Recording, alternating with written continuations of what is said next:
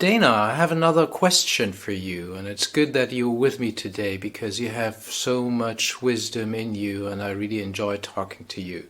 So, we talked about assertiveness, but sometimes you really want to persuade somebody, and sometimes you need to persuade somebody in the business context, even if you know this person will resist or object, or however you call it.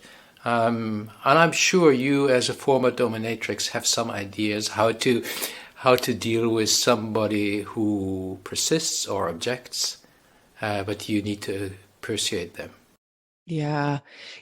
Persuading somebody is there's an art to it. And I think, again, it comes back around to this. First and foremost, we have to let go of the idea that we have to.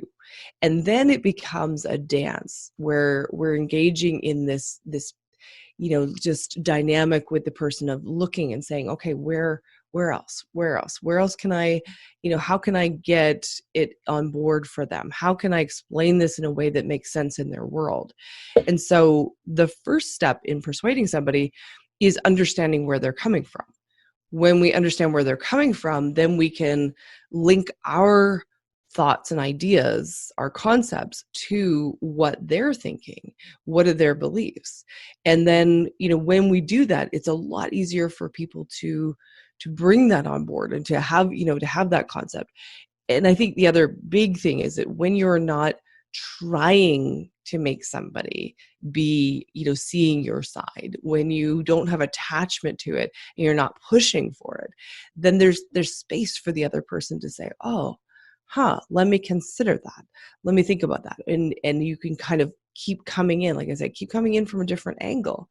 And it becomes a fun dance when you're not attached to the outcome, but you can engage in this playful banter to, like, well, what if I explain it to you this way? Or like, well, it's that green eggs and ham kind of story, right? It's like, would you eat them here? Would you eat them there? Would you, and constantly finding new ways to approach it for the other person.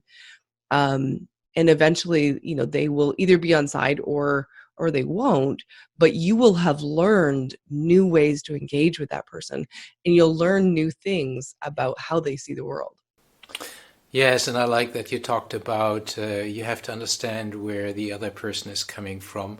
I'll talk much more about good questions in other episodes. Actually, I can ask you in a moment, but for now, I would like to leave our viewers and listeners with the idea. Check yourself. Do you want to persuade somebody today? Do you need to persuade somebody? Maybe you are a leader, or maybe at home, your kids to do their homework.